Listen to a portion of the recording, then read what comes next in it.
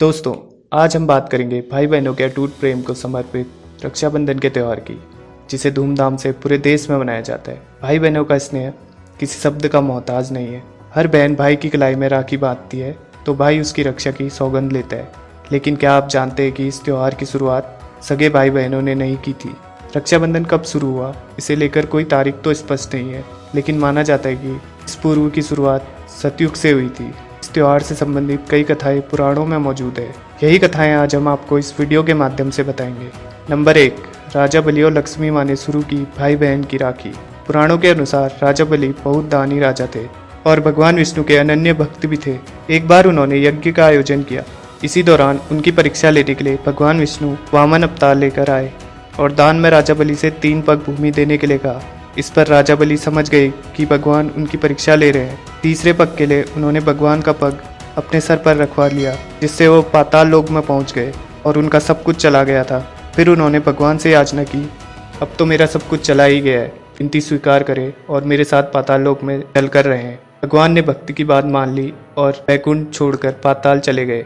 उधर देवी लक्ष्मी परेशान हो गई। फिर उन्होंने लीला रची और गरीब महिला बनकर राजा बलि के सामने आई और उन्हें राखी बांधी। बलि ने कहा कि मेरे पास तो आपको देने के लिए कुछ भी नहीं है। इस पर देवी लक्ष्मी अपने रूप में आ गई और बोली कि आपके पास तो साक्षात भगवान है, मुझे वही चाहिए, मैं इन्हें ही लेने आई हूँ। इस पर बलि ने भगवान को जाने दिया। जाते समय भगवान विष्णु ने राजा बलि को वरदान दिया कि वह हर साल 4 महीने पाताल में ही निवास करेंगे। यह 4 महीने चतुर्मास के रूप में जाना जाता है। नंबर 2, द्रौपदी और श्री कृष्ण का रक्षाबंधन। महाभारत में भी राखी से जुड़ी एक सुंदर घटना का उल्लेख मिलता है।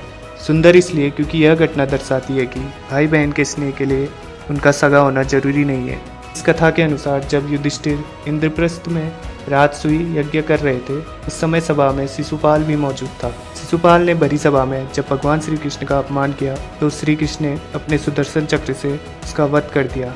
लौटते हुए सुदर्शन चक्र से भगवान की छोटी उंगली थोड़ी कट गई और रक्त बहने लगा। यह देख द्रौपदी आगे आई और उन्होंने अपनी साड़ी का पल्लू फाड़कर श्री कृष्ण की उंगली पर लपेट दिया। उसी समय श्री कृष्ण ने द्रौपदी को वचन दिया कि वह एक एक धागे का ऋण चुकाएंगे। इसके बाद एक समय ऐसा आया जब कौरवों ने द्रौपदी का चीरहरण करने का प्रयास किया तो श्री कृष्ण ने चीर बढ़ाकर द्रौपदी के चीर की लाज रखी। कहते हैं जिस दिन द्रौपदी ने श्री कृष्ण की कलाई में साड़ी का पल्लू बांधा था वह श्रावण पूर्णिमा का दिन था। नंबर 3, अलेक्जेंडर की कहानी। इसी तरह राखी का उल्लेख 300 ईस्वी पूर्व में भी मिलता है। उस समय जब अलेक्जेंडर ने भारत जीतने के लिए अपनी पूरी सेना के साथ यहाँ आया था, उस समय भारत में सम्राट पुरु का काफी बोलबाला था। जहाँ अलेक्जेंडर कभी किसी से भी नहीं आ रहा था और सम्राट पुरु के आगे वह लड़ नहीं पाया। जब अलेक्जेंडर की पत्नी को रक्षाबंधन के बारे में पता चला तब उन्होंने सम्राट पुरु के लिए एक राखी भेजी थी, जिससे कि वो अलेक्जेंडर को जान से मार न दे। वहीं पुरु ने भी अपनी बहन का कहना माना और अलेक्जेंडर पर हमला नहीं किया। नंबर 4, मुस्लिम सम्राट ने भी चुकाया राखी का ऋण।